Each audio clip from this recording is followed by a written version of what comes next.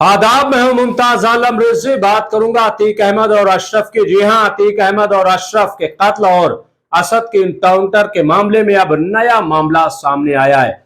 मामला supreme court पहुंचा है और मुतालबा किया गया है कि इस पूरे मामले की आप आला सतही जांच कराएं। यहां जो एक रिटायर जज हो या मौजूदा सिटिंग जज हो, उनका एक कमीशन बनाया जाए और इस मामले की जांच की जाए। जी हां, आप सोच रहे होंगे कि ऐसा कौन है, किसने ये हिम्मत दिखाई कि सुप्रीम कोर्ट पहुंच गया और इस मामले की जांच की मांग की है। तो मैं आपको बता दूं कि ये अतीक और अशरफ की बहन है।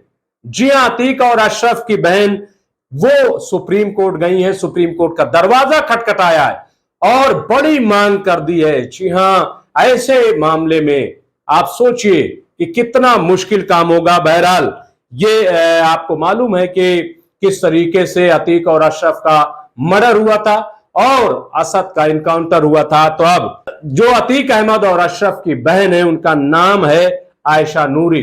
वो सुप्रीम कोर्ट गई हैं, एक पिटीशन दाखिल की है और उन्होंने उस पिटीशन में अपने भाई और अपने भतीजे की, जी हां, अपने भतीजे के लिए इंसाफ की गुहार लगाई है। इस पूरे मामले की जांच की बात की है।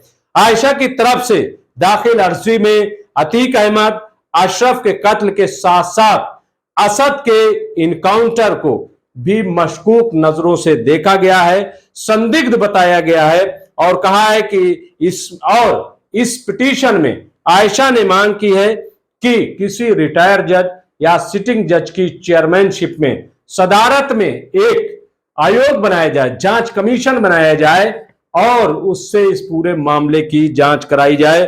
तो ये डिमांड की है और बहुत बड़ी डिमांड मैं समझता हूं कि ये की गई है। अब देखना यह है कि सुप्रीम कोर्ट इस मामले में क्या करता है। क्या जांच कमीशन बनाया जाता है और जांच कमीशन बनता है तो उसके क्या नतीजे आएंगे। तो बहरहाल ये मैं इसलिए कह रहा हूं कि ये एक हिम्मत का काम है, एक दिलेरी का काम है, क्योंकि आप देखिए कि जो भी अतीक और अशरफ के लोग हैं, जो भी उनके करीबी हैं, उन पर शिकंजा कसा जा रहा है।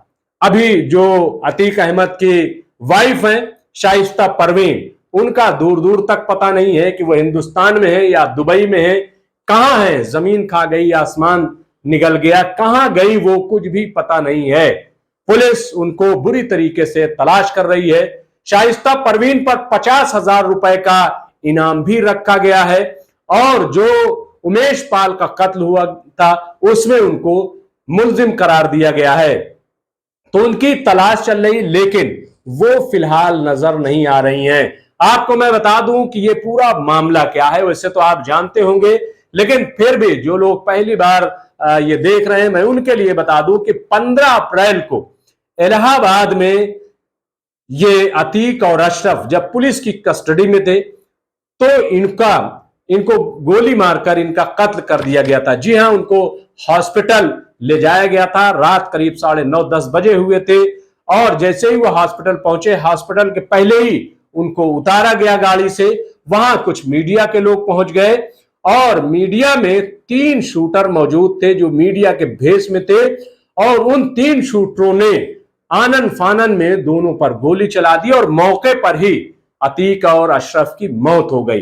वो तीनों शूटर गिरफ्तार कर लिए गए हैं, उनसे पूछताछ चल रही है।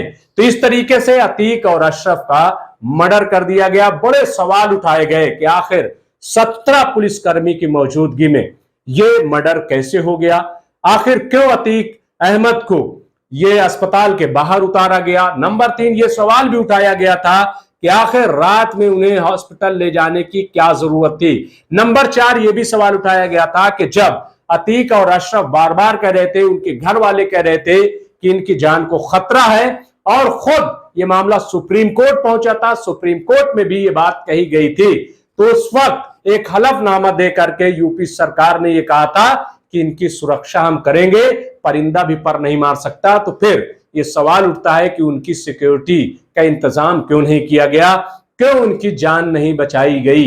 इस तरीके के और कई सवालात जो है वो उठाए जा रहे हैं। तो बहरहाल, लेकिन अभी ये सवाल है, जो जांच हो रही है उससे ये जो अतीक और अशरफ की बहन है आयशा नूरी, ये मुतमईन नहीं है। अब इन्होंने सुप्रीम कोर्ट का दरवाजा खटखटाया है। इसके साथ ही मैं आपको बताऊं कि जब सुप्रीम कोर्ट में ये सुनवाई होगी तो वो खत भी सामने आएगा जिसे अतीक और अशरफ ने मरने से पहले ये सुप्रीम कोर्ट और उत्तर प्रदेश हुकूमत को लिखा था। और अतीक ने ये कहा था कि ये खत हमारा चीफ जस्टिस को दिया जाए, तो वो खत भी मेरे ख्याल से सामने आएगा। तो बहुत सारी गुत्थियां हैं जो सुलझनी है। अब यही सबको इंतजार होगा कि क्या सुप्रीम कोर्ट इस मामले को देखेगा, क्या इस पूरे मामले की जांच कराई जाएगी और जांच होगी तो इसमें क्या निकल के आएगा। तो बहरहाल ये आयशा नूरी ने एक बड़ा काम किया अगर देखा जाए, क्योंकि कोई भी है वो डरा हुआ है, सहमा हुआ है, कोई हिम्मत नहीं कर रहा है, क्योंकि अतीक जो है वो एक माफिया थे।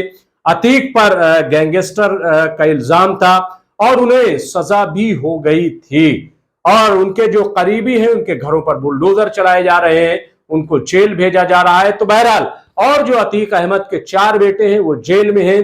कहा यह जा रहा है कि उनका एक और बेटा है और उनकी एक और पत्नी भी है जो दुबई में है। तो ये तमाम चीजें जो है वो हैं, लेकिन सवाल यही है कि अतीक और अशरफ का जो मर्डर हुआ है वो कैसे हुआ, इसके पीछे कौन लोग हैं, ये सब कैसे पता चले। तो अब ये मामला सुप्रीम कोर्ट में पहुंच गया है। सुप्रीम कोर्ट ही अब इस मामले में फैसला करेगा कि इसकी जांच क्या आला सतही होगी, क्या सुप्रीम कोर्ट के किसी रिटायर्ड जज की कयादत में, सदारत में कोई कमीशन तैयार किया जाएगा। हम आपको अपडेट देते रहेंगे। देखते रहिए एमएमसी न्यूज इंडिया और हमारे चैनल को आप सब्सक्राइब भी करें और ज्यादा से ज्यादा शेयर करें ताकि आपको मिलती रहे, आपके लोगों को मिलती रहे ताजा तरीन और अहम खबरें। बहुत बहुत शुक्रिया।